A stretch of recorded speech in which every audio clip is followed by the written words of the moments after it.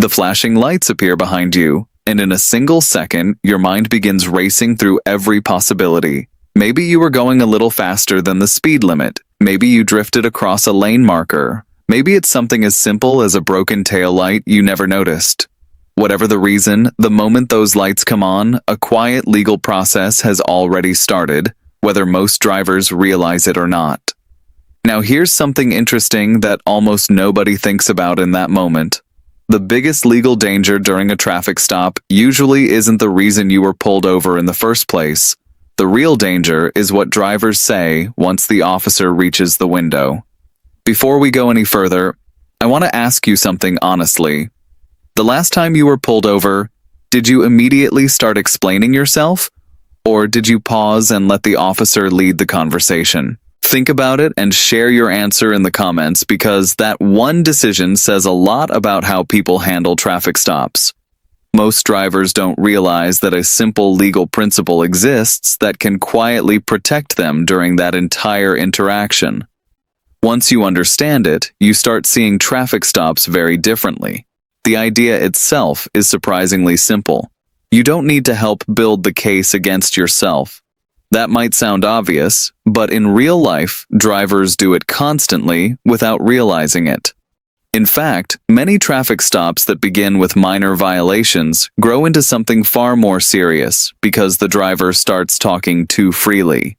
To understand why that happens, you have to look at traffic stops the way officers do. When an officer pulls a vehicle over, they are not just enforcing a traffic law. They are observing behavior. They are evaluating risk. They are gathering information. The moment you stop your car, the officer begins building a picture of the situation. They notice how quickly you reacted to the lights. They observe whether you pulled over safely. They watch your hands and movements through the window before they even approach the car. These observations happen quietly and quickly, long before the first question is asked. From the driver's perspective, the stop may feel like a conversation. From the officer's perspective, it is often an investigation that begins the moment the lights activate. This is where the legal trick drivers use to avoid self-incrimination starts to make sense. It's not a trick in the dramatic sense people imagine from movies. It doesn't involve clever arguments or complicated legal language. It's actually much simpler than that. It's the discipline of speaking carefully and only when necessary. Now, let's slow the moment down and examine what happens when the officer finally reaches the window. One of the first questions drivers often hear is something that sounds casual. Do you know why I pulled you over? Most people treat that question like a test they are supposed to answer correctly. They start guessing. Was I speeding? Maybe I didn't come to a full stop back there. I think I might have changed lanes too quickly. What just happened in that moment? The driver has admitted the possibility of the violation before the officer has even explained the reason for the stop. That is a classic example of self-incrimination during a traffic stop, and it happens every day on roads across the country. Now, imagine a different response. The driver calmly says they are not sure. That simple answer avoids admitting anything while still remaining polite and cooperative. It allows the officer to explain the reason for the stop without the driver volunteering unnecessary information. This approach may seem small, but it changes the structure of the interaction completely. Drivers often believe the best strategy is to apologize immediately. They want to appear cooperative and respectful. But apologies can sometimes function as admissions. When someone says, "I'm sorry, officer, I didn't realize I was going that fast," they have already acknowledged the violation. Officers understand this dynamic very well because part of their training involves listening for statements that confirm what they observed. Now let's look at another moment that appears simple but can quickly become complicated. The officer asks where you are coming from. Many drivers respond with long explanations. "I'm coming back from a party. I just left the bar downtown. I'm heading to the airport because my flight leaves early."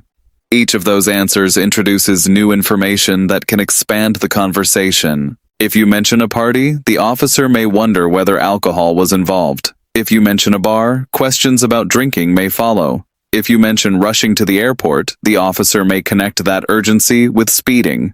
None of these details were necessary for the original traffic stop. Yet drivers offer them freely because silence feels uncomfortable. This is exactly where the legal protection against self-incrimination becomes relevant. In the United States, individuals have the right not to provide statements that could be used against them in a criminal investigation. Many people associate that right only with dramatic situations like arrests or courtroom trials. But the principle begins much earlier than that. It begins the moment you are interacting with law enforcement. Now, that doesn't mean refusing to cooperate. Drivers are still required to provide identification, vehicle registration, and proof of insurance when requested. But beyond those requirements, there is no obligation to narrate your entire evening. Experienced drivers understand this balance. They remain calm and respectful. They answer necessary questions, but they avoid volunteering details that expand the scope of the stop. Another moment where this principle becomes important is when officers ask for consent to search a vehicle. The request often sounds casual. "Do you mind if I take a look inside your car?" Many drivers say yes automatically because they believe refusing would make them look suspicious. But consenting to a search removes an important legal safeguard. If something questionable is found, even something forgotten or left behind by someone else, challenging that search later becomes extremely difficult. Drivers who understand their rights often respond politely but decline consent. This approach protects them legally while maintaining a calm interaction with the officer. Now let's explore a situation travelers frequently encounter. Imagine someone driving through an unfamiliar state late at night after a long flight. They rented a car at the airport and are heading toward their hotel. They drift slightly over the speed limit and are pulled over by a patrol car. The officer approaches and asks a simple question. "Have you had anything to drink tonight?" Many drivers respond with honesty, but without thinking about the consequences. "I only had one drink earlier." That statement may seem harmless, but it immediately changes the nature of the stop.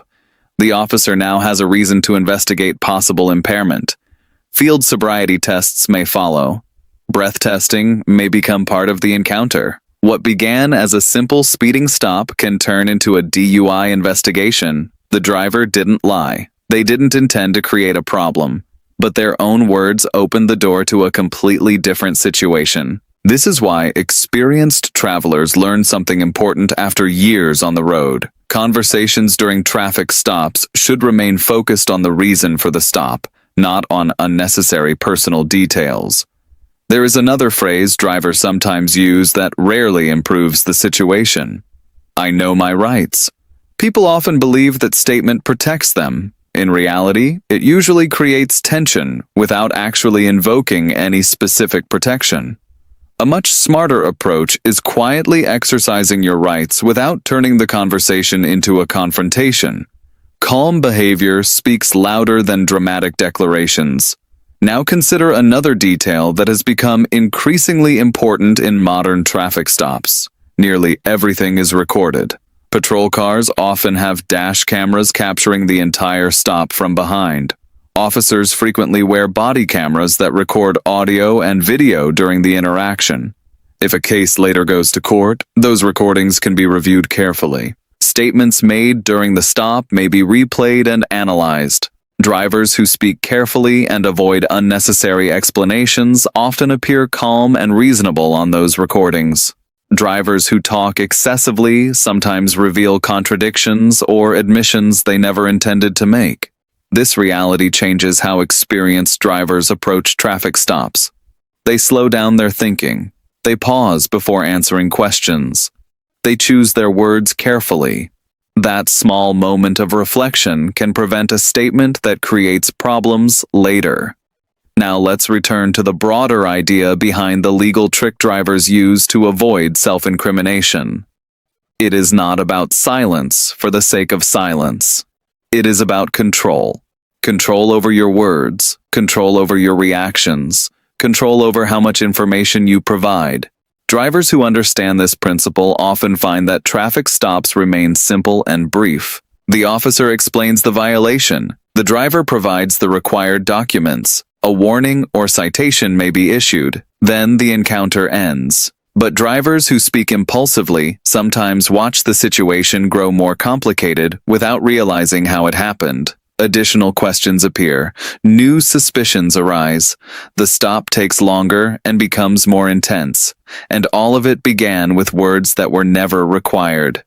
So the next time those flashing lights appear in your rearview mirror, remember something that most drivers never consider in that tense moment.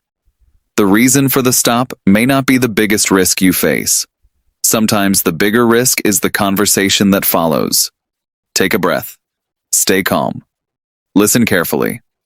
Because understanding when to speak, and when not to, might quietly protect you in ways most drivers never fully appreciate until it's too late.